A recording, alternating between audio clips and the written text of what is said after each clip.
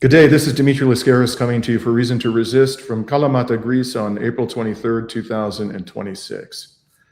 Yesterday, Israel murdered yet another journalist, and her name was Amal Khalil. Israel murdered her in a double-tap strike in South Lebanon during a ceasefire, no less. This is an excerpt from what we understand to be Amal Khalil's last televised report before the genocidal entity murdered her. المشتركة من العثور على جثماني الشهيدين سليم مغربي ومحمد الجمل اللذين استشهدا جراء الغارة التي استهدفت جسر القاسمية البحري حينما مر بالصدفة أثناء وقوع هذه الغارة. اللافت بأن مغربي كان ينتقل من هنا برغم الخطر والتهديدات الإسرائيلية لنقل أحد الكلاب الشاردة إلى صيدا بعد أن كان قد أنقذه من إحدى الغارات في منطقة صور.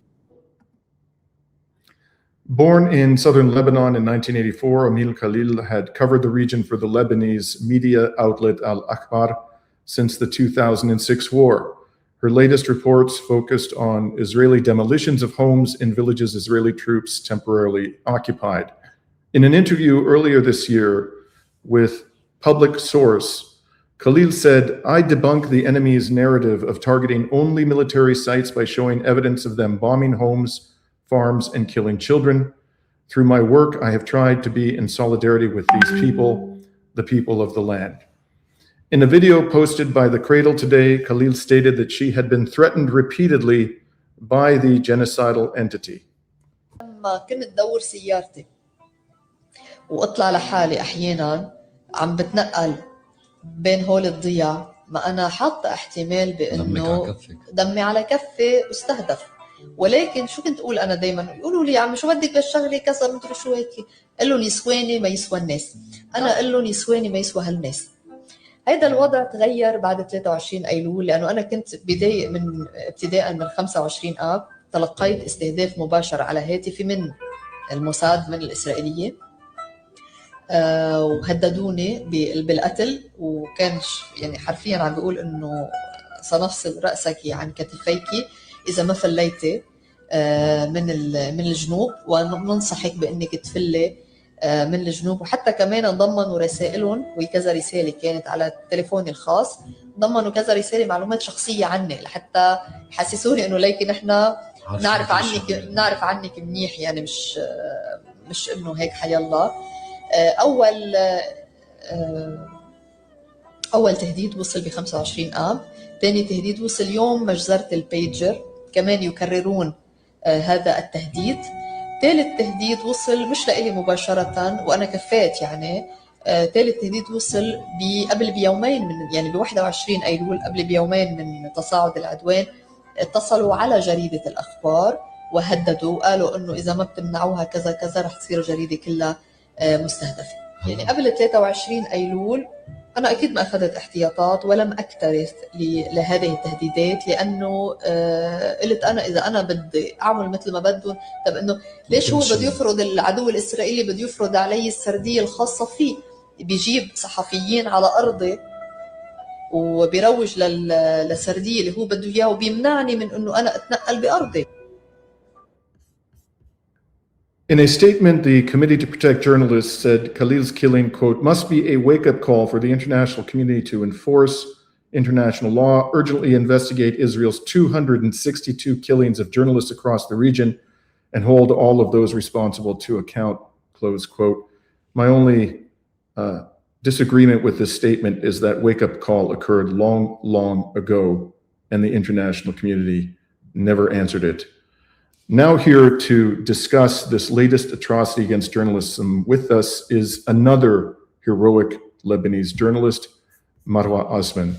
Marwa is a course instructor of media writing at the Faculty of Mass Communication and Fine Arts at Al-Madef University in Lebanon. She's a former host of the political show The Middle East Stream, aired on Al-Itija English channel. She's also a member of the Blue Peace Media Network and political commentator on issues of the Middle East at several international and regional media outlets, including RT, Press TV, Al-Manad, and Al-Alam. Thank you for joining us today, Marwa. My pleasure. Thank you for having me. And let me just correct one thing. I am currently the host and producer of the Mideast stream on Press TV. 13 years ago, I was on Atija on a very different TV channel, and I also produced Expose for Press TV as well. And thank you very much, Dimitri, for having me, especially on such a very heavy day of loss. Because Amal Khalil, who was assassinated, threatened, assassinated, and then left to die on her own in South Lebanon without the help of anyone, is a very hard day for everyone right here in Lebanon. Indeed. And my apologies for the outdated biographical information, Marwa. No problem. Please tell us what we know about this atrocity, how it unfolded, and just your thoughts as someone who herself, lives with this danger every single day that you do your resistance journalism in Lebanon on the ground. It's honestly, it's so undignifying for me to talk about this because I'm not on the front line whatsoever. I am on live coverage. Yes, we were threatened several times in Press TV in our Beirut studio that they will bomb us, but we continued because they did bomb in Tehran. So the Beirut studio of Press TV took on the live coverage, and I was along with my colleague Mariam Saleh covering every day for 2 hours each in Beirut to make sure that the people know what's going on all around West Asia, not only in Lebanon. So I'm not on the battlefield, not at all, but the risk is there. I do acknowledge this, but I will never put myself in comparison with those who risk their lives to get us information live from the border, just like Fatima Ftoune, Haj Ali as well. And if you remember them, the Haj Ali Shaib from Al-Manar, Fatima Ftoune from Al-Mayadeen, who were assassinated with 6 different rockets last month in Jazin. And last night, also Amal Khalil, who was bombed. She was with Zeinab Faraj as well. She was with her own photographer from Al-Akhbar, and they were both targeted in their car first. So they ran into a house to find refuge in a house. They bombed the house again at 4 p.m. And they remained there. Zainab remained there for 5 hours until Zionist Israel allowed the Red Cross to come in with the Lebanese army and get her, but they weren't able to get to Amal. So she was left till the very early hours of this morning, or the very late hours of last night, until they were allowed to go in and get her when Zionist Israel was pretty sure that she's now dead. No one can help her. So that's when you talk about reporters like that, honestly, I can't. It would be shameful for me to put myself in comparison with these amazing humans. Again, yes, I do present live coverage, and I do have my own shows that I produce in the capital, and the capital was multiple times targeted, but it's not the same, Dimitri. We both know it's not the same. When you are right there on the front line and bringing to the people, not only the people in your country and your community, but to the whole world, the narrative of the people of the land in comparison to what the narrative that Zionist Israel usually puts forth by always showing itself as the victim. All the while it is bombing and occupying and trying to infiltrate even more land in South Lebanon.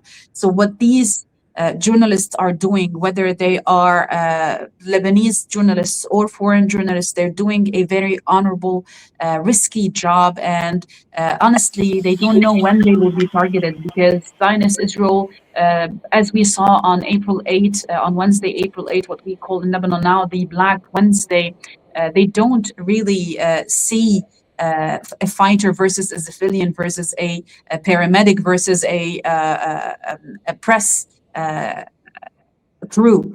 What they see is red all over. They kill whoever they want: kids, women, civilians, paramedics, first responders, civil defense, and journalists and reporters equally. And every time they want to defend their pretext, they say that they are spies for Hezbollah. What are you talking about? Would a spy be holding a Suraya phone, which is a satellite phone, or would they be having internet mobile phones with their hands, reporting live with SNG cameras? I mean, who are they lying to? No one believes them anymore, but this is the reality on the ground. It's very risky. We've seen it before in Gaza. We're now seeing it in Lebanon, and I don't think they're going to stop. And honestly, I think that the war will come raging either with this week or upcoming next week, the beginning of next week, and it's going to be way harsher than what we've seen before, but it's going to be harsher from both sides. And that's what I wanted to discuss with you next, Marwa. You know, last time I think the last time you were on, we've had you on our program several times. We talked about your home in South Lebanon and the fact that it was still intact, although you found to your great dismay that it had been occupied by genocidal terrorists from Israel for some period of time, and the signs of their presence were there. They were disrespectful, to put it mildly, to your home. Is your home still standing as far as you know? The last time it was also hit. It was also hit from the bedrooms. So I rebuilt it all. I cleaned it all. I made sure that it went back to the state that it were before October 7. And I was preparing to furnish it. I was waiting for Ramadan to finish so I would go and furnish it all over again, because they either stole my furniture or basically just destroyed it and put it on fire. So I didn't have any furniture left. And the bedrooms, they were all broken because of the hit that it was that they sustained from the side of the house. This time, I don't know. I honestly don't know, because last time we were getting footage from a geo mapping website that shows you from an aerial view and a bird eye view of the town. And now satellites are not allowing such imagery. And if we get an image, let's say if we buy this image today, let's say today is April 23, we will have it with at least 5 days old. So we really don't know what's happening. We do know that they are detonating houses, entire neighborhoods, actually, not houses, entire neighborhoods in Khiam, just like they did in Bint Jbeil, and like they did in Khiam also in 2024. But the footage that I see live on air by TV channels, it shows me the area that is not near my house. So till this moment, the detonations that have happened are not in the area near my house, but at the beginning of the war, there were battles and clashes in the area. So I honestly don't know. And I honestly, wholeheartedly, this time, don't care, because this is an existential war. Whatever happens, just like I rebuilt last time and it took me a month and a half to finish, I don't care if I have to rebuild everything from scratch. Honestly, I was joking the other day with my friend, telling her that there are a bit of mistakes that happened engineering-wise and with the furnishing department there and with the finishing department. I would like to change that. So it's going to be fine. So I take it in a light way, because we've lost family members, we've lost best friends, we've lost children. Honestly, when you feel that loss, you think that anything that's materialistic means absolutely nothing. What is important is for the resistance to remain steadfast, resilient in the face of this incursion and occupation and violent aggression, and for the people to keep their faith in the resistance. Otherwise, we don't have anyone else to defend us. So honestly, what I care right now is for resistance fighters. If they want to use my house, they are forgiven. They can use they can use whatever they want from my house to sustain their steadfastness, to remain resilient, even if the house is bombed again. Honestly, this time, I don't care.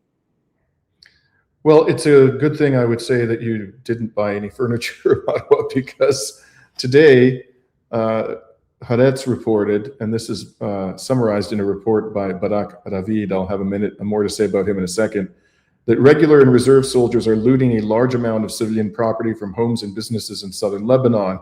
So fighters and commanders stationed in the field told, I guess that's an Israeli journalist, according to the testimonies, the theft of motorcycles, televisions, paintings, sofas, and rugs on a wide scale has become a routine phenomenon. Unbelievable, man. And what are these guys? Dimitri, last time they did steal my Persian rugs in my salon, in my visitors area. I had Persian rugs, very expensive ones. Obviously, it's the first house that I ever got to build with my own hands. And honestly, I picked out everything in that house. solely, lonely, because my husband was at his job and I was juggling kids and work and building the house. So they did take my Persian rugs. Wow. Well, they didn't get their hands on the second set, thankfully. But this is being reported to Hadath by senior and junior command in the field, and they say that Hadath is told that they do not take disciplinary measures to eradicate this crass theft. What's interesting here is, Marwa, is that this... Honestly, they wouldn't even put any kind of measures against them for breaking Jesus Christ statue. You think they're going to discipline them over a few furniture? Of course not. Yeah. And even this character, Barak Ravid, who's Israeli-American, he's a journalist, a so-called journalist for Axios, served in the Israeli military, and even he seems to be embarrassed by this just outright thievery.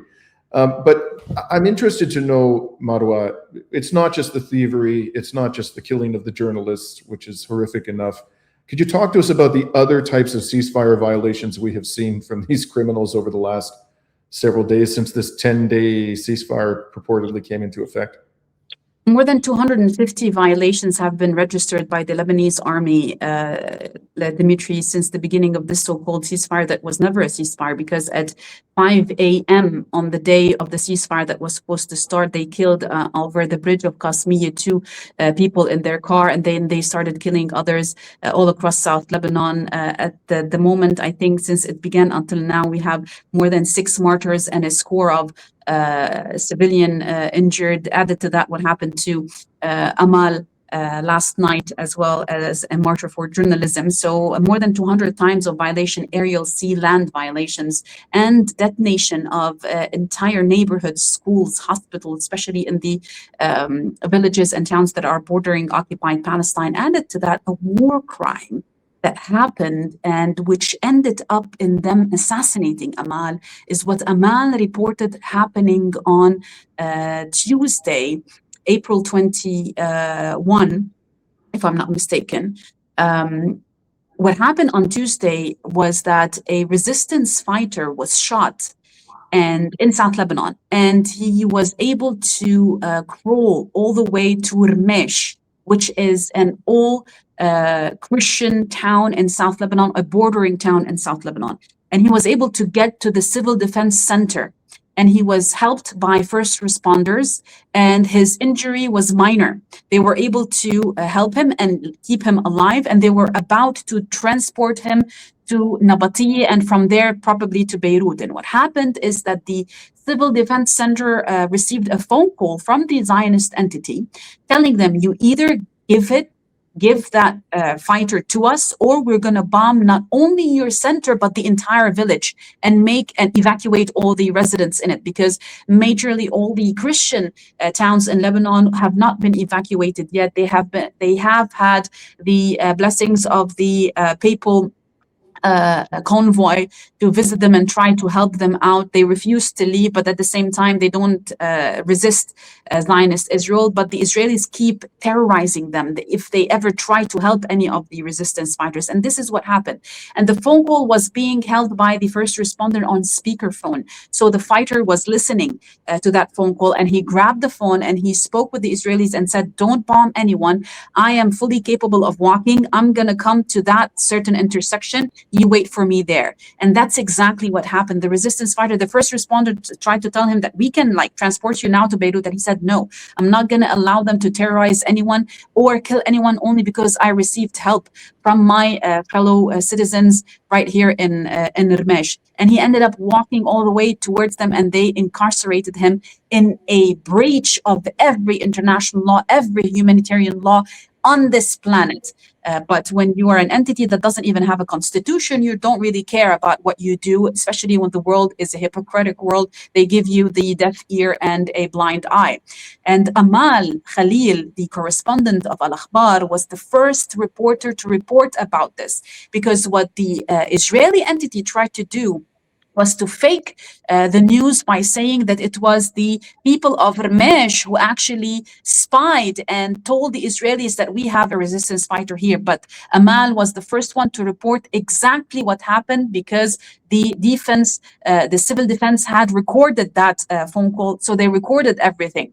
So Amal was the reporter who brought the story out to light. Less than 24 hours later, Amal was killed because the narrative was changing against the will of the Israeli entity. So not only violations when it comes to air, land, and sea military, but also war crimes against humanity. Because in any war, there's always a law according to whether the Geneva Convention or the UN Charter that states if a soldier is wounded, he is no longer a target, especially if he goes to a hospital. They called the hospital and told them, you either give up that soldier or we're going to kill you all. This is, ladies and gents, Zionist Israel. You know, even I, Marwa, who follow these events carefully, for somebody from the West, I follow it. I had not heard that at all. And I, as I'm sure you would agree, if an American soldier had done this on the front line in response to a threat by the resistance, which the resistance wouldn't do, To annihilate a village, this would have been front page news all over every major newspaper in the West. And I have not seen a single report of this extraordinary event. I can send you the link by Al Akhbar News Daily. It's in Arabic, but you can translate it using any platform you like, and you can get it exactly the way that I told you. We'll include that link. Thank you, Marwa. We'll include that link to the description. So what is very interesting to me about this latest series of rampant ceasefire violations is the response of the resistance.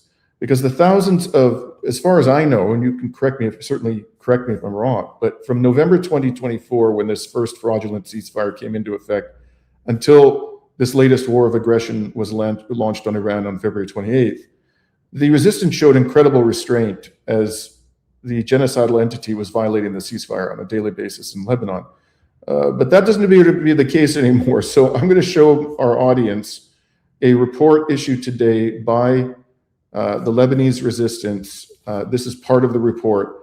And they identify here 4 military operations they carried out yesterday. So this would be on the second or third day of this latest fraudulent ceasefire. And they begin by saying, in defense of Lebanon and its people, in response to the Israeli enemy's violation of the ceasefire and so forth, the Islamic resistance conducted 4 military operations yesterday, or issued 4 military statements, each one relating to a separate operation. And then they go on and they identify, I put 2 of them here, but there are 2 more. And then for good measure, and by the way, there was another report just before you and I began speaking today about which conducted, it was a military operation conducted today, not yesterday. Yeah. And for good measure, the Islamic resistance published a video of one of its most recent military operations. And I just want to share that with our audience before I ask you about this.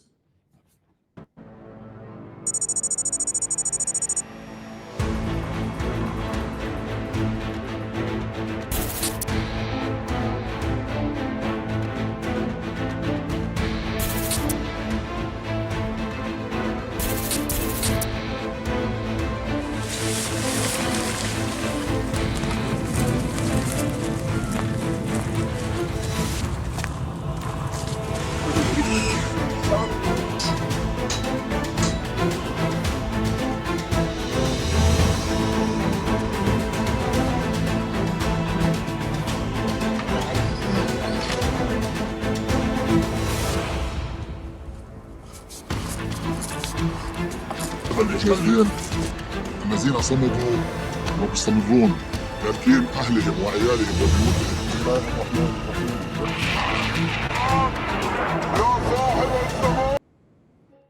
So in the interest of time, I won't show the whole video, but that's just one example. Let me just tell you, the map that we saw at the beginning is the settlement of Kfarj al-Adi inside of occupied Palestine. So this was the first operation ever since the ceasefire, because ever since the ceasefire happened and Zionists started violating it, Hezbollah was retaliating inside Lebanese territory. But this one on April 21st, it was a retaliation towards Kfarj al-Adi, which is inside occupied Palestine.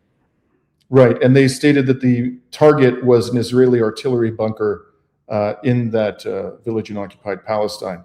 So it's very clear, it seems to me, Marwa, that the resistance is not going to take all of these ceasefire operations lying down, ceasefire violations lying down this time. But at the same time, their response has been measured, because before the ceasefire came into effect, they were announcing the range of 50, sometimes well over 100. 50. Yeah, much more military activity than I saw from October 2023 to November 2024, which is interesting, because we were told by Netanyahu at the UN General Assembly late last year that Israel had crippled Hezbollah. But in any case, this time they seem to be starting relatively small, and I would imagine that their plan is to escalate if Israel continues. And so my question to you is, and I think you've already answered at the beginning, but I'm interested in your thoughts about where this is all heading. Do you think it's now inevitable that we will find ourselves, and the people of Lebanon in particular, will find themselves in all-out war against the genocidal entity in the very near future?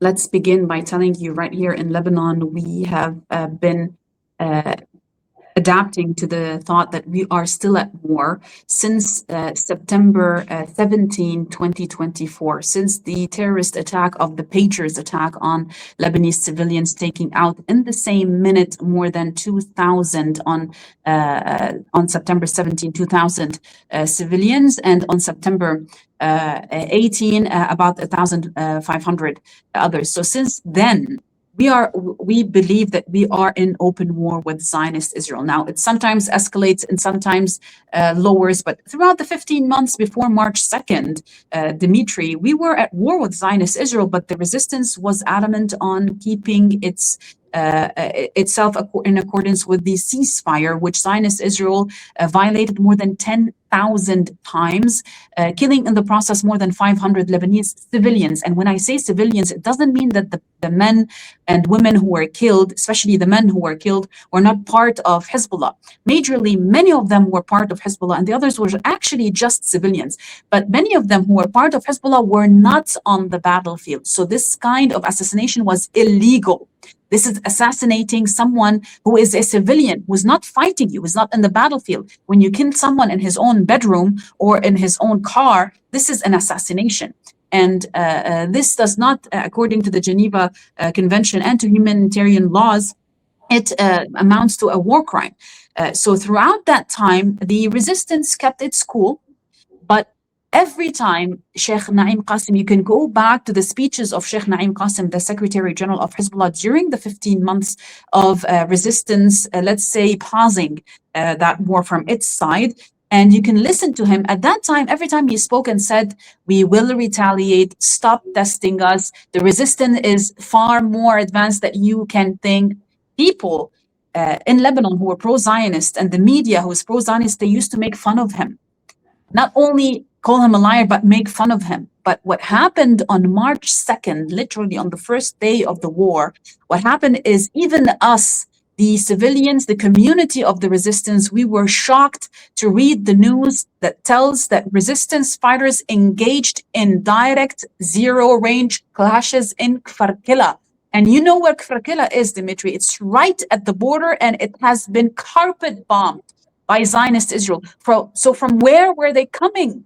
That was a pleasant surprise for us. It was a shock for Zionist Israel. But this is what the resistance is. It is the community itself.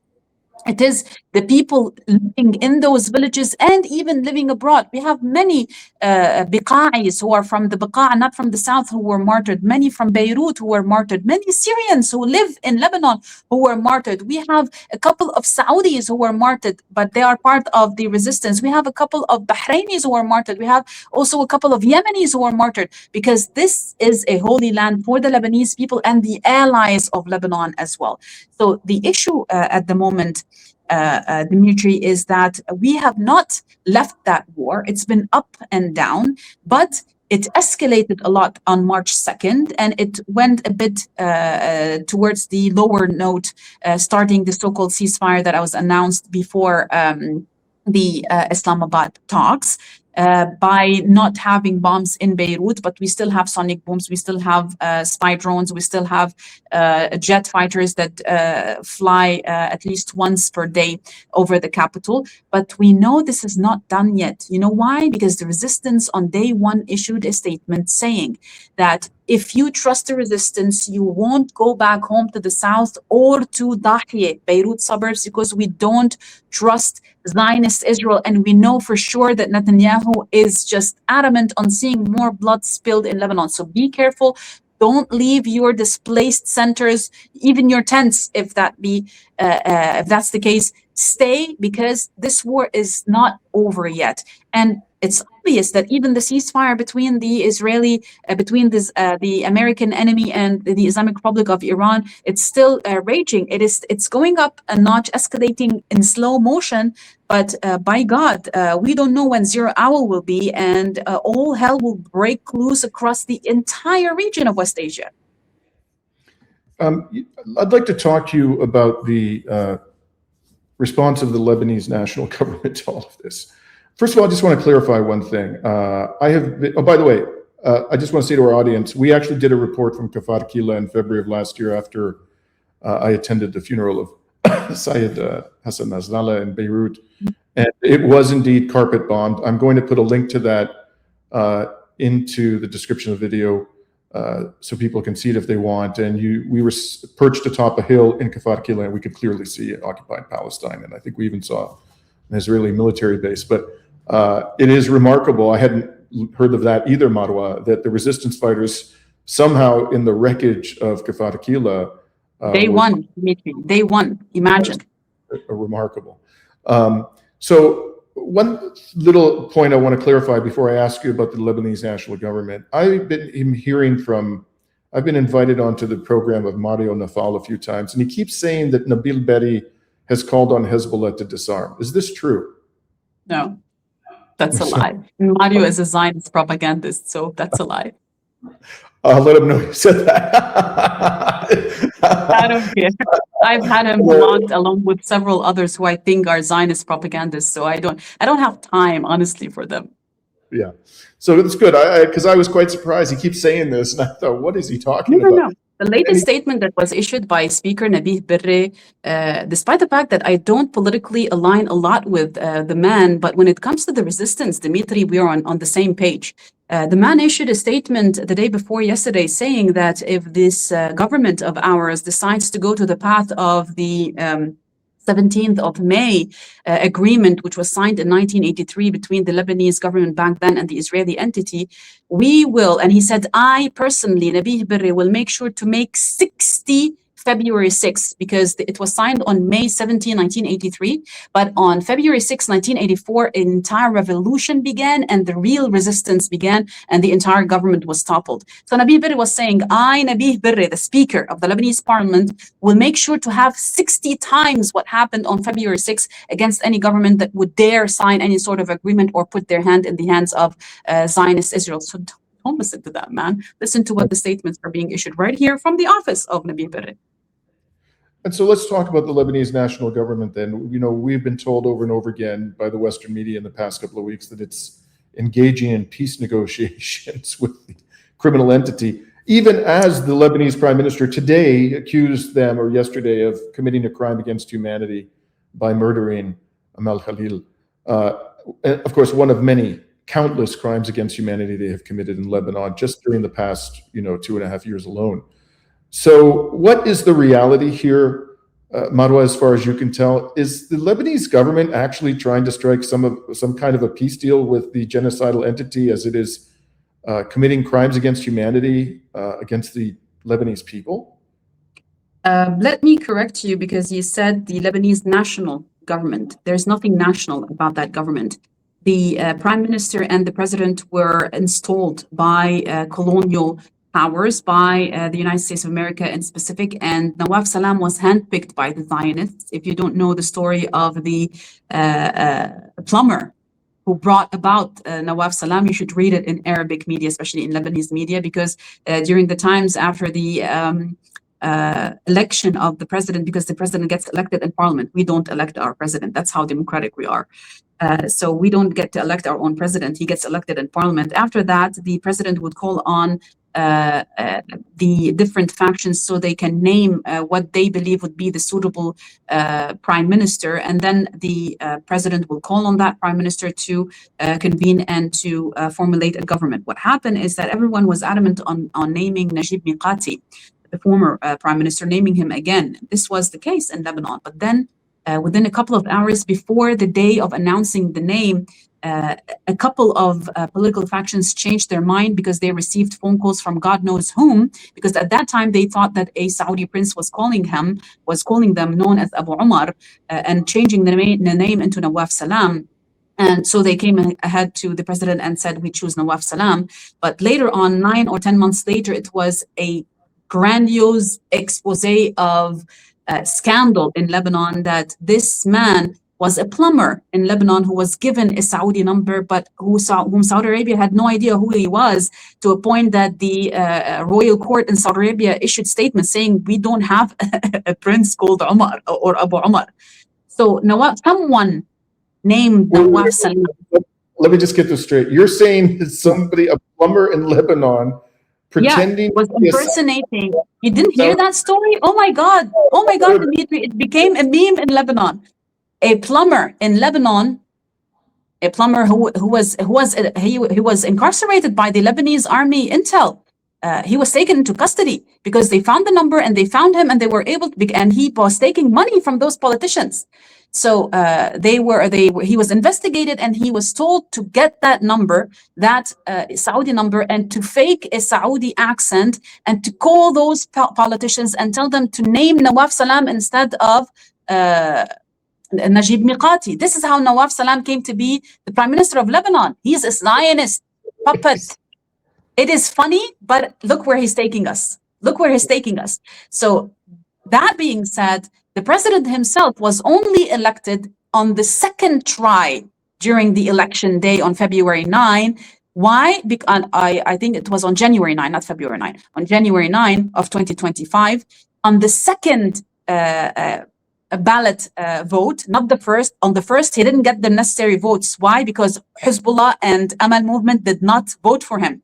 The Shias of Lebanon did not vote for him until they had a meeting, and they agreed that he will issue in his government speech, and in the government draft, which is basically a draft of which the government would be voted for in confidence, or the confidence will be taken away from the government, that the resistance will be named, and that Lebanon has the right to defend itself. And if you go back to the speech of the president when he got elected on the second try and he got the necessary votes, you can listen to his speech. None of the points that he mentioned in his speech were implemented, neither the reconstruction, nor the return of the displaced, nor the relief of the occupation. Zionist Israel did not leave. On the contrary, they're taking more land, nor the right for Lebanon to defend itself through any means possible. This is what he said, through all and any means possible, which means its legitimacy for the resistance. So he reneged on all these promises, and now he's running as Zionist Israel was killing us, literally, on the ceasefire on April 7, when the ceasefire was announced between Iran and the US. We were supposedly going to be included in that ceasefire, but the president and Nawaf Salam said no, giving pretext for Zionist Israel to come and attack us in a massacre, killing 357 civilians on Wednesday and 1,223 wounded in less than 10 minutes because of their incompetence, honestly, not to say another word. It's treachery also, not only incompetence. So now they are trying to talk with the Israelis while we are still dying, we are still displaced, our homes are being bombed, journalists are being killed, paramedics are being killed. Nothing they ever agree upon will be implemented, Dimitri. And I'm not saying this because I am truly hurt by what's going on. I put my emotions aside when I analyze and speak politics. You should listen to what the families of the martyrs are saying. Every day there's a protest in front of the ministerial palace, in front of the governmental palace in downtown Beirut in Martyrs Square. You should listen to what the people are saying. You should listen to what Amal's brother yesterday on live TV, on Al Jadid TV, was saying. He said, I hold the president and the prime minister responsible for the death of my sister Amal Khalil in South Lebanon, in Tire, because they were groveling at the feet of the Zionists and the mechanism, the US mechanism, instead of sending the Lebanese army to get her, even if under fire. That's literally what's brewing at the level of the public, Dimitri. Not only we don't accept, if Nawaf Salam and Joseph Aoun take a plane to go to Washington to put their hands in the hand of Netanyahu, they will not return to Lebanon. And if they do return, they're not returning to their palaces. That's it. That's it. Save this. And if it happens, play it again. I think that's a wonderful point on which to conclude our discussion today, Marwa. Well said, my friend. Words to remember, and we will indeed play them for our audience if that notorious day ever comes. Inshallah. Thank you very much, Dimitri. I want to thank you for allowing me on your platform and allowing our voices to be heard by your viewers. And thank you again for always being part of our struggle, because I saw that you came to Beirut. Hopefully, inshallah, you come back when it's victorious. I will indeed. Not a team of wild horses could stop me. Thank you very much, Marwa. We'll be signing off today from Kalamata in Beirut on April 23rd, 2026.